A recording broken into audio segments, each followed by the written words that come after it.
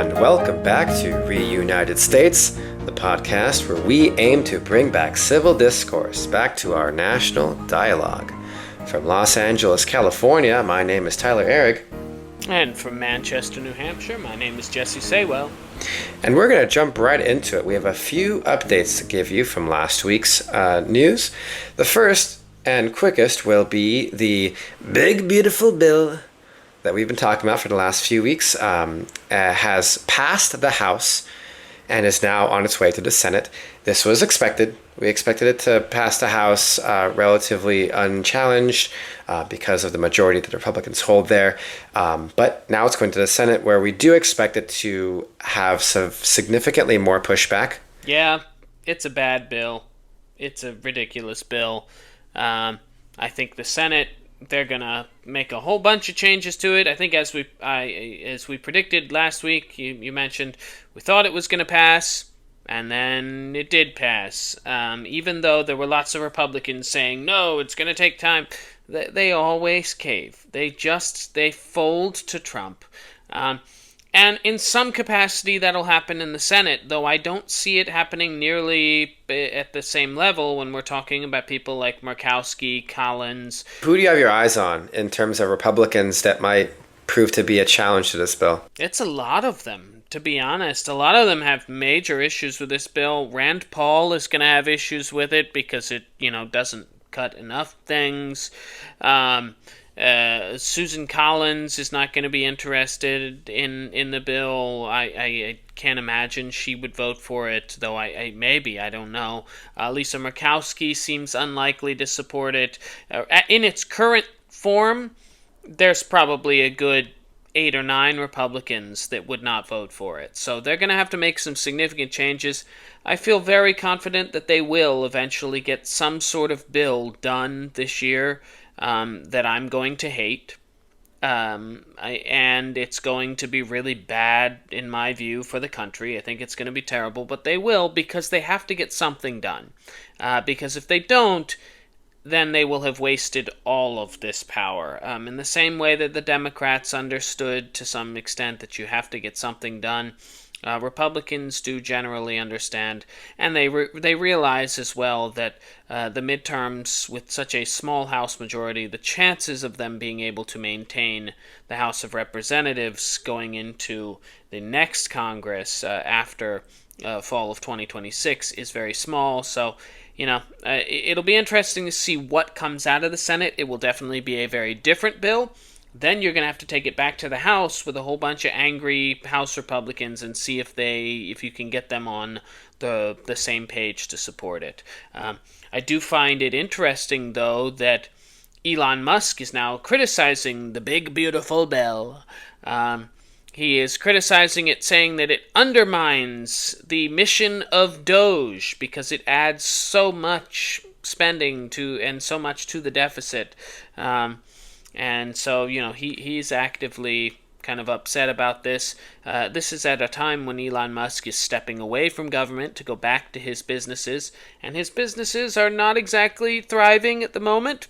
They are struggling, especially in the global market. So, interesting to see Elon seemingly stepping away a little bit, though it certainly still sounds like he is invested in trying to help Republicans going forward get elected. So, But there's another relationship falling apart that we saw over the weekend, and that was a relationship between Trump and Putin.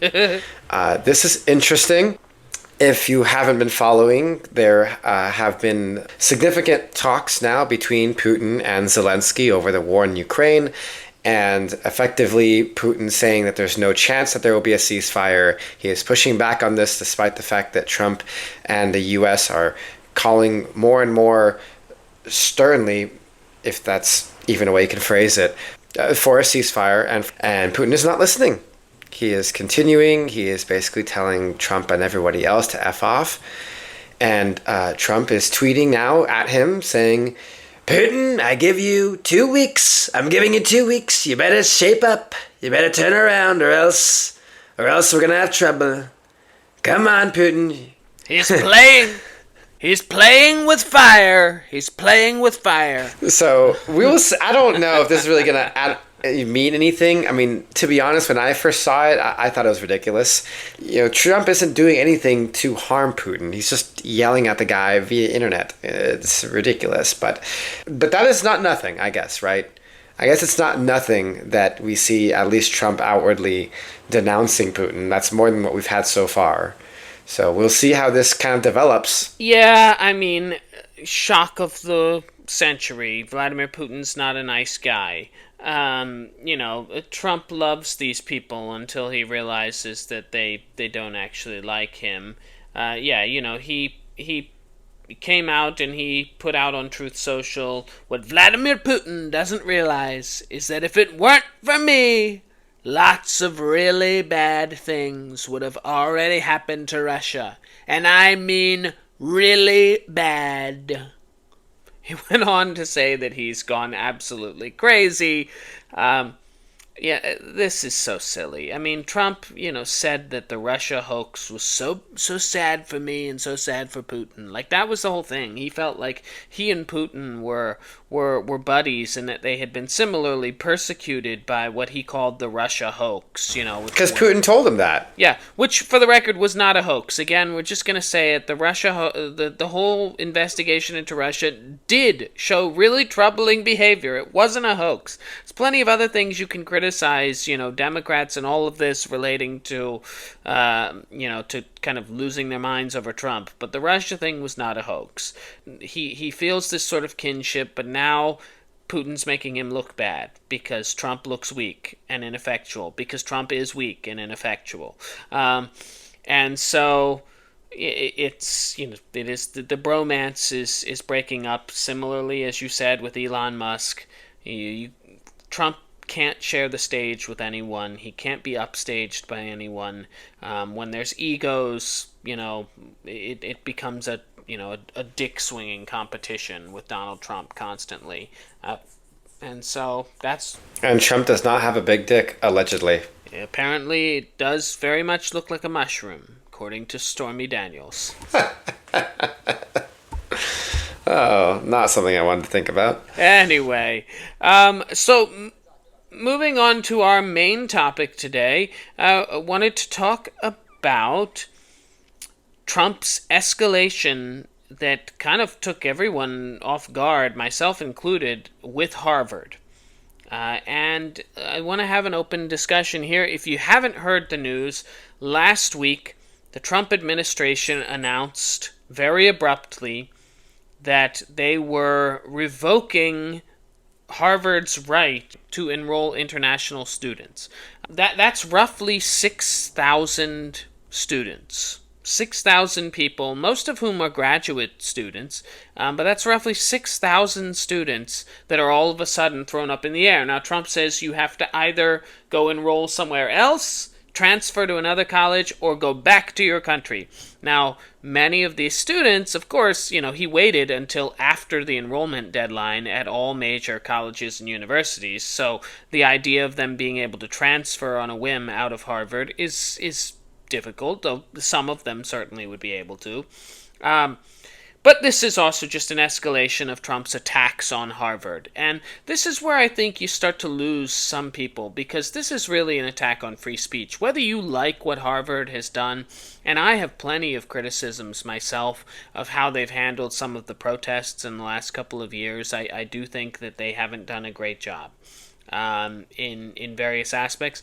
I also do think that Harvard has in many ways radicalized a certain segment of young people and population in a way that I don't think is especially beneficial from an institution of higher education. But I certainly don't believe that you somehow penalize the college by taking away their research grants, which I also want to stress here, like this is the point. People are like, does Harvard really need all this money that the Trump administration, is taking away from them? That money is for services rendered.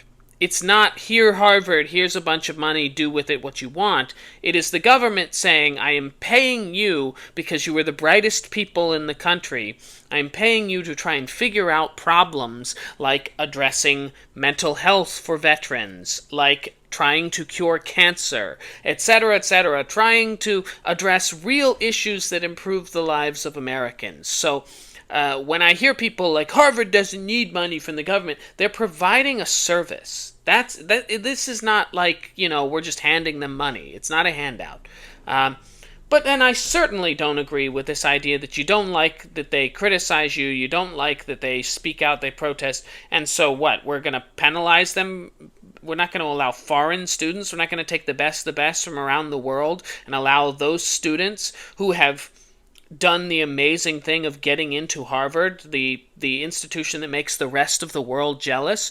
You're going to tell me that we're going to penalize it? This is ridiculous. So there has been a lawsuit, and the initial judge, did put an end to this. And of course, that's temporary because it's going to get appealed up to higher and higher courts, potentially all the way up to the Supreme Court. So that's fun. Trump and Harvard are in their own kind of dick-swinging competition right now.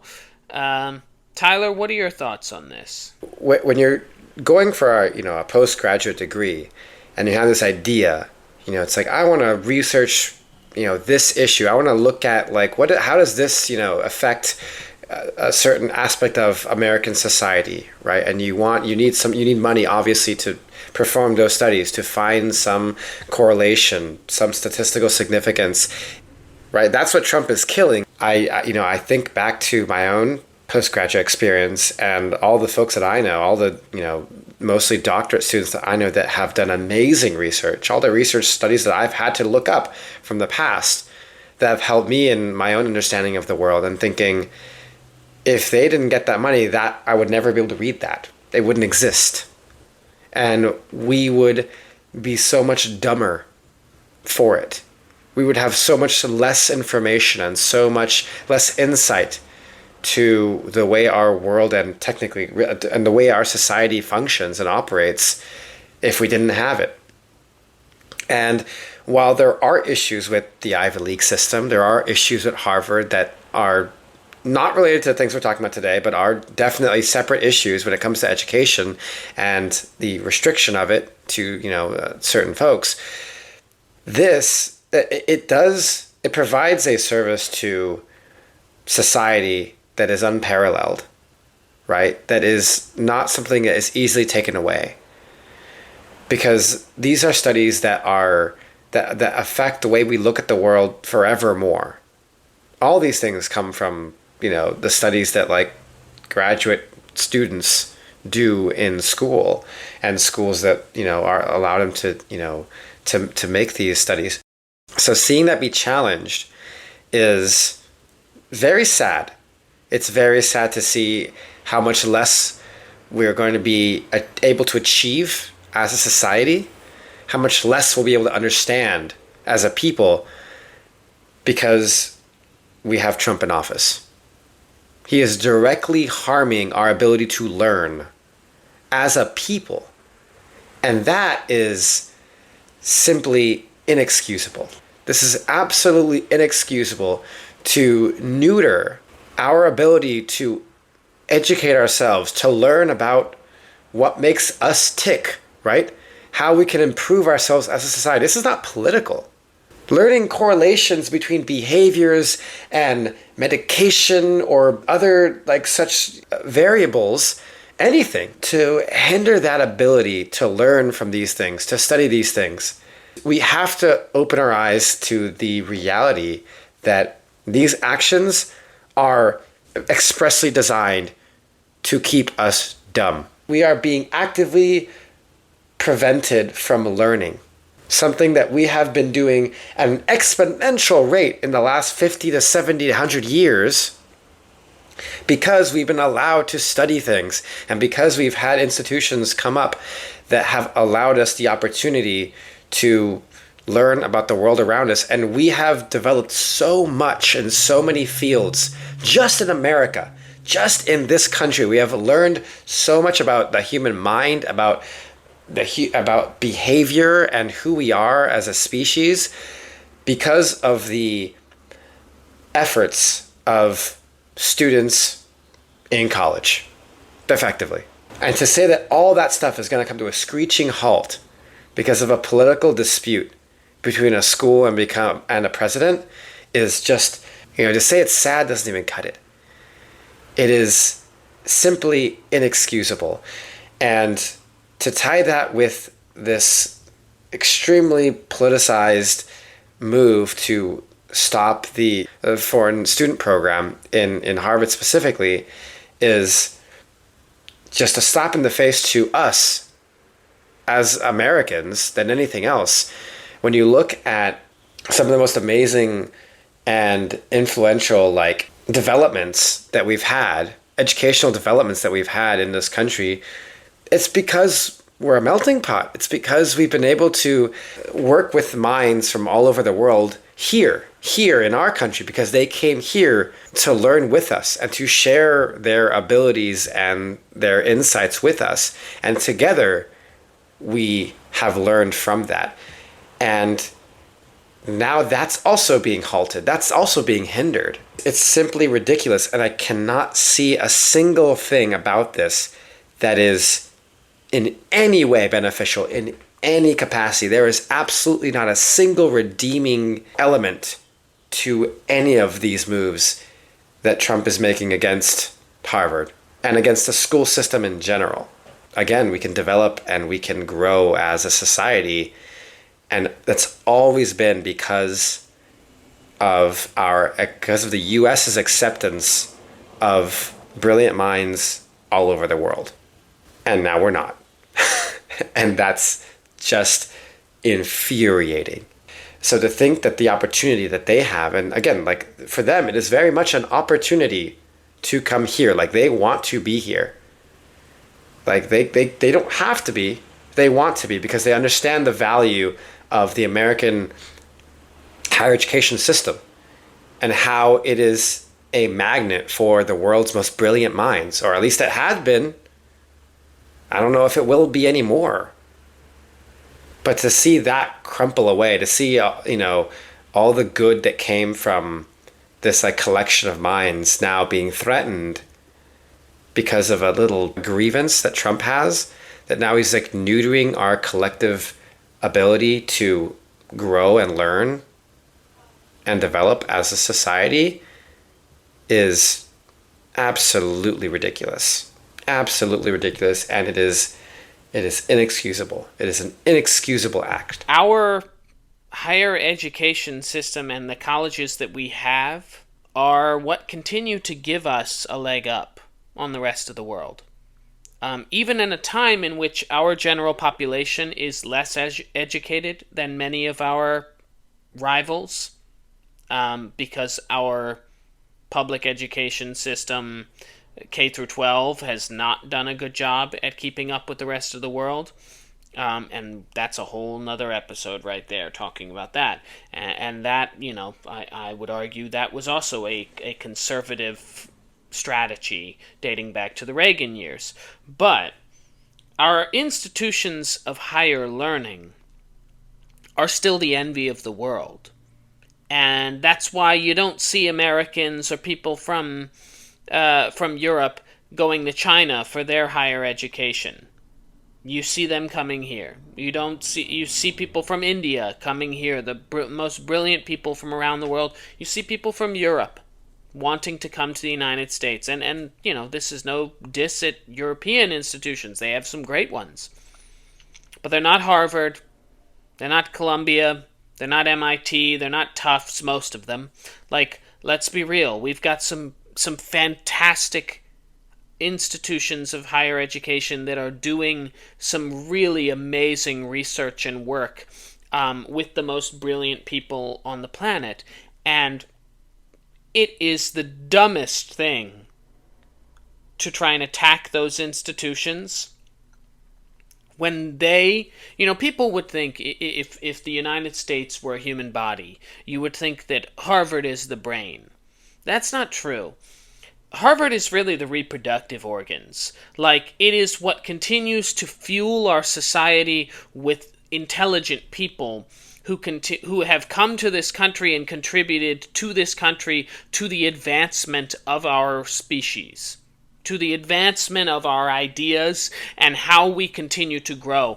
And I criticize the Democrats a lot looking at this from a political lens for always fighting the last war. I think that's Pete Buttigieg uses that term a lot. Always fighting the last war. We're always rehashing what the last war was, and we're not kind of looking forward. I think he used the analogy that in the aftermath of 2016, we were like, we need to be more on Twitter.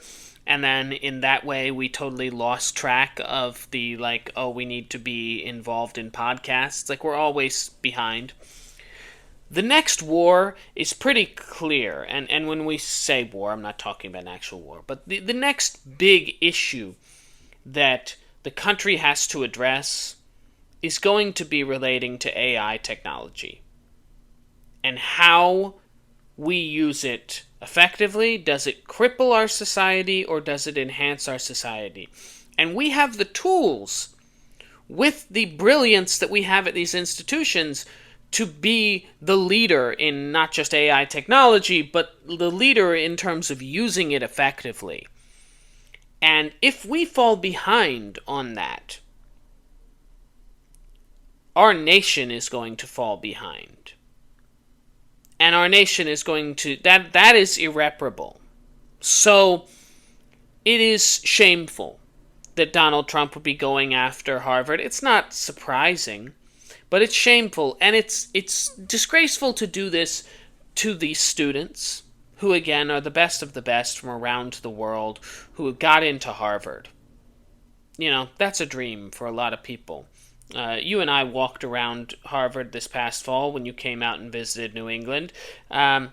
And I remember your experience, just walking around, just kind of in some semblance of awe of the institution, of what it means, of what it represents, right? I honestly, it's one of those things I won't forget. And this is kind of like the allure of a place like Harvard, is that for so many of us, it was like this, unattainable thing.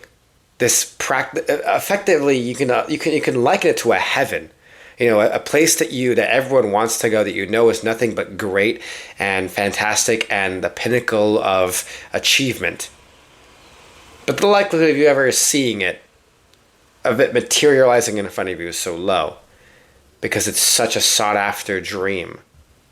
Like, I've grown up with the idea of, you can go to Harvard. That was just the classic phrase, right? You can go to Harvard.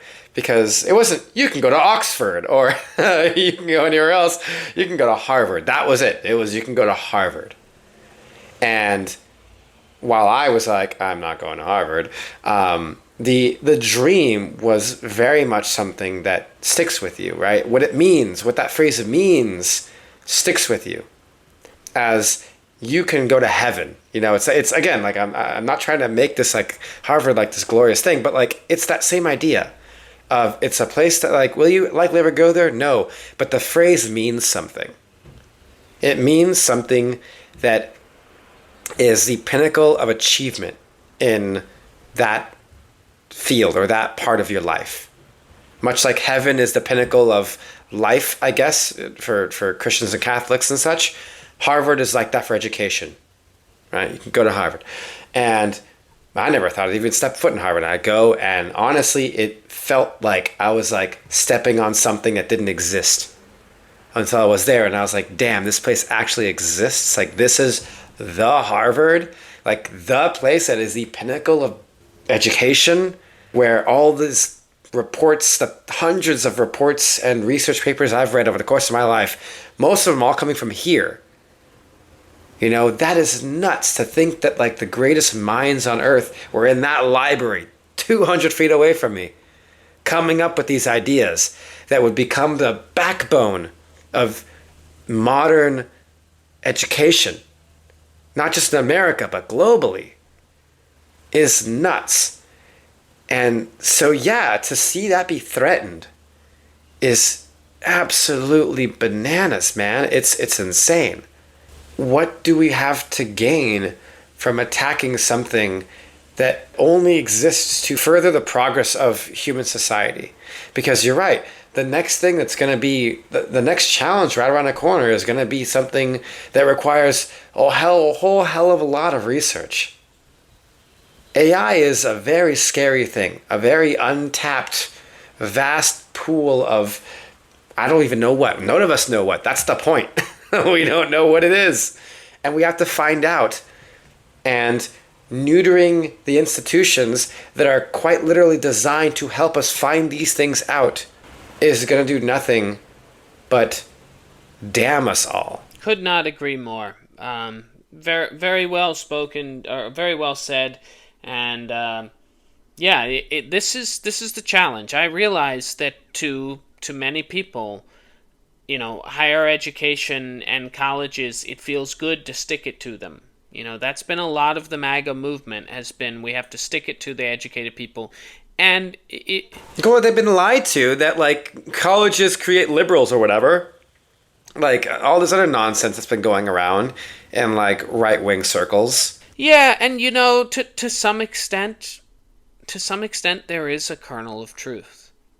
There is. I mean, if we look at the big divide, if you look at the politics of the United States right now, is between education and lack of education. And the most educated districts are all becoming more and more Democratic. And the non-educated districts, the non-college towns, are all becoming more and more conservative. And so there is a resentment that has been built, and some of that is fair. And I've talked about that before, and I'll continue to talk about it, in spite of the fact that I will also defend higher education, for the record. But this is not cool. I don't care if you don't like college, if you don't like college-educated people, if you don't like super smart people, you feel like they talk down to you, all of that. That is an issue, but this is a really, really blatant, heinous attack on something that we as Americans should all be proud of, which is that we do have the smartest people. We do have the best institutions for this. And Donald Trump is going after it. And I've seen people, even like Candace Owens, who is just, the worst of the worst, coming out and saying that she thinks this is wrong. And she said, I can't believe I'm saying I'm rooting for Harvard. But I think there's a lot of us who are rooting for Harvard in these lawsuits. Harvard has to win this. Harvard, if it goes to the Supreme Court, whatever it is, Harvard has to win this to protect the integrity of higher education in this country, and to show to the world that that integrity is still there and will be maintained going forward, because otherwise we're going to lose a lot of people internationally who are not going to want to come to the United States to study, and that's going to be to our detriment. We're talking about the best of the best. You always say Trump wants the best of the best people coming. I don't want, when Mexico sends their people, they're not sending their best. I want the best. You want the best sent here? They come here for places like Harvard. So pull your head out of your ass. Stop picking fights. Like, this is just sick. It was twisted. Kristi Noem put out that tweet that was like, let this be a warning to all others. Yeah. Kristi Noem, again, you don't know what habeas corpus is. So you're a moron. Anyway, so that's where we are with this. It's an interesting, new development. It's going to continue to be a topic, I suspect, going forward. We're going to see how these court cases play out. But God, I hope Harvard wins, and I'm cheering for them, not just because I'm in New England, but because they deserve it. So. Yeah, and again, if there's anything that indicates how in the right we are about this, Candace Owens agrees with us. Yeah. Candace Owens agrees with us. All right. If that ain't validation from the right, I don't know what is. Yeah. makes me want to second guess my own opinions. Well, off of that, let's move into things we should all agree Tyler, would you like to start? Sure. And I'm going to talk for a little bit about something that we've talked plenty about already, but that will be tariffs. But I want to talk to you a bit about tariffs on the opposite end, on the business end. Because my things we should all agree on is actually this is something that happened to me yesterday. I had this great conversation with this lady, Lori Kern. She's the co-CEO for Raising Glasses, which is a distributor for spirits. Great company, great rums, great spirits that they distribute. And I had a really good conversation with her about specifically tariffs and the impact that these tariffs are having on businesses just like hers. And this is what I kind of want to spend my time talking about, because while we and most other political podcasters and commentators are talking about this tariff situation very broadly, very globally, in terms of how they're affecting the market and the economy as a whole, there is a very specific, whenever I speak to a small business, and it comes up with the tariffs, you learn just how much it impacts that very specific person and that specific business. And when you have that conversation, you kind of learn that these tariffs, 50%, 30%, 100%, 110%, those numbers equate to a lot more of a percent increase in their operating costs than just 50, 70, 100%. Like that 50% can become 300% operating cost increase for a small business. I've spoken to business owners that closed down in the short amount of time that Trump was doing his whole tariff stint, because the damage he did just in deciding to do the tariffs and doing them, even though he only lasted a week or 2 weeks, those 2 weeks already killed businesses. The changes in the operating costs for small businesses, because Trump decided it's Liberation Day, and now I'm gonna raise the tariffs by 70% because we want it made in America, and only to reverse it 1 week later. Well, guess what? In that 1 week, you probably already killed like 100 businesses, because they've had to continue to operate on a day-to-day basis based off of the decision you made right then and there. So that goes back to this conversation I had with Lori, in which we were talking about the cost of some of her products and how it's changed in literally this year alone. And one such bottle, we were talking about how it's going to cost something like $260, $270, which is a lot for a rum. It's a lot for a spirit. Now, it's very delicious. I tried it myself. It's very, very good. But it's a lot. And it's a lot for most people, I would say. But it wasn't that much a year ago. And that's the crazy thing, because we were talking about how they had a price point that was based off of the operational costs of the company and companies involved that was closer to maybe 100 some odd. Then tariffs are paid.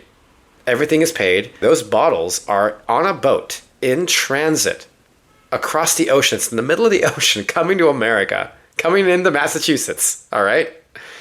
In the middle of the ocean. What happens then? Trump decides there's a 50% tariff on imported goods from that country starting now, this second. And now, that second, while other tariffs have already been paid, while things have already been printed out, business decisions have been made, now they're scrambling to figure out what they're going to do to ensure that they still make money. Because they won't be if they keep everything as is now, because now they're going to see those bottles come into the port and they're going to have to pay way more money than they were expecting to. And will they even make money? They don't even know. They don't even know if they will. That could sink them. So now, mid-transit, they're like, all right, now we're going to have to raise the price of this bottle by like $100, which for one is already risky enough, because then you're risking not being able to sell, because now your price is too high for the average consumer.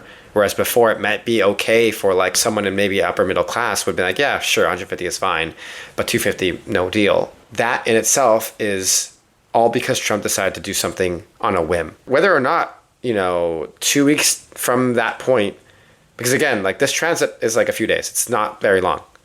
It's like it'll get here and then, and then they distribute and that's it.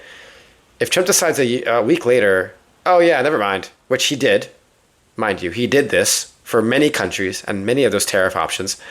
He decides, oh yeah, never mind, it's fine. It'll be 10% now. That doesn't matter for Lori and John. They already paid 50%. They're not getting a rebate on tariffs. They already paid it. The thing already crossed state lines. It's already in stores at the price point that they made because they were facing tariffs of 50+%. Because that's what the additional, remember, additional of what was already paid when they decided to get the product over onto a boat to come to America. So going back and forth, for Trump, he's acting like it's no big deal, right? Oh, okay, well, we have to try and see, they changed their deal. We got a better deal out of it, so I removed the tariffs. Well, guess what, guy? Guess what you just did in doing that whole stint? Did you get a good deal? Sure, I don't know, whatever. It doesn't even matter what you did because in that 2 weeks it took for you to do that, you just killed businesses because they operate on timelines much shorter than 2 weeks, than 1 week. And they've already had to pay the ridiculous tariffs that you put in, and there's no going back. It's not like you're about to cut him a check saying, oh, sorry, here's like the amount that I owe you now because I changed the tariff that you already paid. No, of course he's not going to do that because that's not how that works. The tariff is whatever it is when that product reaches the port. That's what you pay. You pay it whatever it is at that point in time. If it changes to, if it goes down by 100% the next day, doesn't matter. Too bad. If it goes up by 100% the next day, well, you got really lucky. And so I'm talking to Lori and I'm talking to other businesses beforehand as well that had to make this choice. And now they're sitting on very expensive products that they have to sell at that amount because, again, they already paid a ludicrous amount of money to get it shipped. And they have to sell at that new price point to make money or else they run the risk of going under. And for many other businesses, they literally did go under because that is the process by which small businesses have to deal with these tariffs that are taking products from overseas. There was no plan to do this. Like Trump didn't say, I'm raising tariffs in a year by this amount. No, he did them then there. He made a snap decision that spiraled small businesses and thus the market. But again, I'm focusing on small businesses right now everywhere. That's the real impact of these tariffs. And it's never been clear to me, at least, until I really started talking to some of these businesses. They were like, yeah, we were like seconds away from disaster, basically, because Trump was playing a trade war. So while to me and you and to the average business owning consumer, we're seeing the markets go up and down. We're like, oh man, that looks really bad. I hope it comes back up. And then it does. And we're like, okay, that could have been worse, right? But we're still here. We're still afloat. But small business owners didn't have that luxury. Many of them did not have that luxury. So my things we can all agree on is find small businesses and talk to them. Talk to small business owners, especially ones that work with imported goods, whether that is imported spirits, like in the industries that I just happen to be connected with, or hell, man, like I talked to a guy who literally sells scissors that were made in China, and he got screwed royally by the tariffs. The guy sells scissors, man. You think Trump's going after the scissors manufacturer? Come on now. That's who I want you to go talk to. Go talk to your small business owner that works with imported goods and ask them how they are dealing with the tariff situation and how it's affected them, if they even still exist. And when you start questioning the price points of certain things on the shelf, thinking, man, that looks way more expensive than I either remember it being or it should be, there might be a good reason for that. And I'm not going to make an assumption on that reason, but what I will tell you is you should talk to the owner and ask him. Because I guarantee you, the chances of it being tariffs, probably pretty high. Well, I think that the scissors guy needs to tell Trump to cut it out. Yeah, scissors guy. Yeah, that went under. So he cut his losses and ran. Ah, that's awful. It is. That's awful. I did hear he's doing okay, but the businesses go under. All right. Well, my things we should all agree on actually relates to travel. So this past weekend, I was in Texas for several days. First time that I have been to Texas before, but the first time I got to spend a significant amount of time in Texas. I spent time in Fort Worth as well as Dallas. And, it got me thinking in general about how important and critical it is to see parts of the country that are not like the one that you live in. Because this is a very big country with very, very, in an incredible amount of diversity, not just in people, but in the environment, in terms of the culture, in terms of the sights that you can see. And I say this, I recognize that travel is not, as easy in the United States as it is in say, Europe. And that many people don't have the means to travel, and I understand that. But many people do have the means to travel and avoid places like Texas right now, due to political concerns, due to safety concerns, and I respect that. I do understand. I am a straight white man. I have less to be concerned about relating to visiting some of these places. But, as somebody who in the last year, as of, by the end of this weekend, in under one calendar year, I will have visited Los Angeles, Dallas, Florida, various parts of Florida, as well as New York. I live in New England. I've been to Baltimore. Done a lot of traveling throughout the states in the last year. I've been to 49 states in my life. And I can tell you that that perspective is something that sticks with you. And it's something that I think is really important. It's a foundational part of who I am. I understand why somebody in eastern Montana would be confused about the idea of gun control. There's no one who lives within an hour drive of you. Of course you have a gun. Of course you feel like that's a necessity. But I also understand the flip side of that. People who are concerned about gun control when you hear gunshots going off near your home, routinely and regularly. Wondering whether that's just somebody playing around or whether that's actual violence when you don't know. I've lived in those places. It's terrifying. I know people who have lost people to gun violence. I have lost friends to gun violence. So I understand both sides of these perspectives, and I understand the differences in how you have to approach them in various areas. I get that. That's, for me, the building of consensus is that I can have a conversation with somebody who supports gun rights, and, even if I don't agree with them, I can at least understand from a general perspective why they feel the way that they do. And so, going to Texas, this past weekend, it was interesting to me. The first place I sit down, just a taco place on the side of the road. I wanted Tex-Mex. There's 3 very clearly gay couples in the place, living and existing in the state of Texas, that is not especially friendly from a government perspective to LGBTQ people.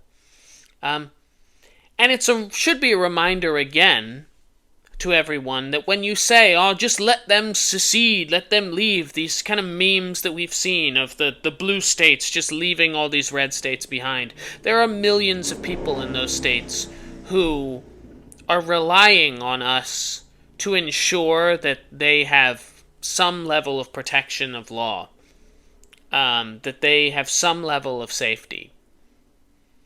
And there are millions of people in those states who appreciate aspects of those states. There are things that are there to appreciate. There are things that are there that you would enjoy if you gave it a chance. Spent 10 days in Florida earlier this year. Had a great time. Do I agree with Florida politics? No. Do I think that that a lot of Florida is insane? Absolutely. I think that there's a lot of insanity and weird stuff. Florida man is real. I can assure you it's real. But there are things to appreciate. And of all the places I've been, in the vast majority of them, I have been able to find something that I really appreciated and something that made me understand why someone would live there, even if I don't. And this elitism that we have, and this goes both ways, because God, do I hear a lot of people in rural America who are like, I'm not going to Los Angeles, I don't like to New York. Come on. Like, you want respect? Give it. You don't have to like it. You don't have to move there. New York's great. Los Angeles is great. Like, there's things in all these places that are worthwhile. There's reasons why people live there. Let's stop with the judgment over where people live and why they live there. Let's just start recognizing that people want different things. And that's the foundation of how we bring people back together, is by meeting people where they are, not trying to make them us. I don't need to make somebody in Texas want to go live in a blue state. Why would I? They like where they live. That's great. I'm happy for them. I just want everyone around them to also feel safe and happy in those same locations. And so, that's what we're working towards. So, in general, I guess my overall theme is, if you have the means, don't shy away from going to a place that challenges you. Don't shy away from traveling to a place that is opposite from you politically, ideologically, ethnically, culturally. That's the joy and benefit of travel. And that's how we start to remember that we are all Americans, regardless of the differences. You can almost take that globally speaking, right?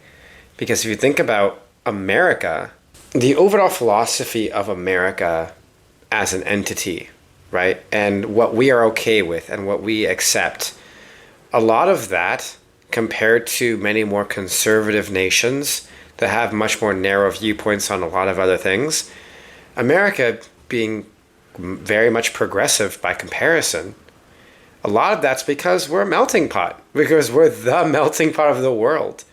And it's because we have accepted the viewpoints of people from every other nation that we were able to understand them and have a viewpoint that it's so much more global and understanding than many of these other countries that are so much more like sequestered to their own kind of like frame of thought, right? And that's like exactly what you're saying, right? It's like the same thing when you look inside the United States. It's like these places, if you are in a place and you don't get out, right? If you don't have the opportunity, and you don't like try and invite other like ways of thinking, or go to a place that thinks differently than you do, if you have the opportunity to, of course, you're gonna be as sequestered as these nations that are like, that people oftentimes, America really looks at and goes, oh, see them, that's they think that way because they don't get out, because like they don't see the world the way we see the world. Well, think about why you see the world the way you do, because you've accepted everyone. So take that global idea, apply it to yourself. You have to be American in this sense and fill your head with ideas from all over. And so you can be the person that's like, I understand you. I get it. And it makes me a more whole person because of it. And the judgments that I can render now are done so from a place of understanding and not from a place of ignorance. Yeah, it just dawned on me while you were talking. Like, I grew up in a place where, in rural America, where the slogan on the bumper stickers was "No life past the bridge." That would be the Chesapeake Bay Bridge that leads you over to Baltimore, D.C., all of that. No life past the bridge. And I was so frustrated growing up with the people around me who were terrified of experiencing the world in like the big city. I'm not even saying they need to move, just like people were terrified of even experiencing it, giving it a try, like understanding what that was like. And then, since I moved to those places, I moved to DC, LA, Phoenix, back to LA, Boston, I get frustrated, and that it's the reverse. People in those places are refusing to go travel to, any sort of rural small town area and give it a shot, any sort of, more conservative area and give it a shot. And they genuinely don't know anything about how those people live. And I feel like I'm a little bit left out in both circles, because I thrive in both. I like and can appreciate aspects of each one. Is there definitely a preference for me? Do I want to live in an exceptionally rural place like where I grew up? No. I realized pretty quickly that wasn't what I wanted. I think a lot of it is that, one, I understand what that community is. I lived that life, and I need different things in my life. But there was a period in my life where I looked at people who lived in my hometown and I said, you guys are, just dumb or scared or whatever it is. I was looking down and thumbing my nose at them, and I don't feel that way anymore. I understand why someone would want to live there and can be happy in a place like that and thrive. And I don't think enough people are working hard enough on both sides to understand why someone else might want to live somewhere, and accepting that your way of life is not the only way of life, And so, yeah. And it's also not that scary to do that. No, that's the thing. It's really not. It's funny you bring this up. Like I have a friend of mine that I was hanging out with up in Big Bear a few weeks ago. He lives in Crestline, which is like unincorporated San Bernardino County. It's like super middle of nowhere in like the mountains. It's as rural as you can get in Southern California, at least, because they're so like geographically isolated from the main valley and its surrounding cities. But something, and the my buddy of mine who lives out there with his wife. I mean, they're both liberal. And the area itself, like the neighborhood that they live in, is primarily conservative. And I think, we had an interesting conversation where there was like inherent, like, initial kind of concern over whether or not there's going to be a problem with that, right? With if there's going to be an issue, but because they're going to be the political minority in this small town kind of thing with Trump flags everywhere and all that stuff. But then after buying a house out there and living there for a few years, they realize, or not even a few years, but a few months, they realize it doesn't matter as much as people kind of fear that it matters. What matters more in those rural communities is, are you going to help out? Are you going to assist the community? Are you going to be like, are you going to be beneficial for like the neighborhood?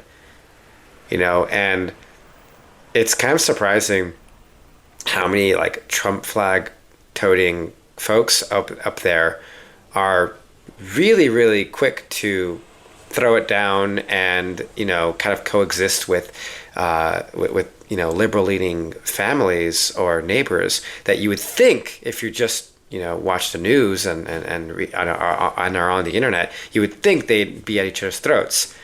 But it's surprising when you get to a small neighborhood community, they're willing to throw down their politics real quick, because there's something that takes precedence over that stuff, which is, being a good guy, good neighbor, a helpful person. Because when your car is knee deep in snow and you don't have, the tools to get the snow out, or your back is shot, you can't like scoop out, but your neighbor who, politically disagrees with you, offers to shovel out, the snow in front of your car for you, you learn there's something more important than just a political divide. Yes. And I think there's kind of like a lesson in that, in the sense it's like it's not as scary as I think the internet and like the media puts it out to be. Mm-hmm. When if all you're concerned about is really that political divide. Mm-hmm. Well stated. Well said. And that's a great place for us to end it today, and a reminder to continue to work to reunite the states. Thank you all so much. We're at 30 episodes with this, so very exciting. Can't wait to bring you more and more as we go. But thank you for listening. Follow us if you don't already do so. Follow us on at Reunited States Pod on Instagram. You also should follow us. Follow the Reunited States Podcast wherever you get your podcasts. Wherever you are listening, go in there and follow us now. Thank you so much. We really appreciate it. Hope you have a wonderful week. From Manchester, New Hampshire, my name is Jesse Saywell. And from Los Angeles, California, my name is Tyler Eric. And this has been Reunited States. When the whole world has got you down and there's no one else around, turn that frown right upside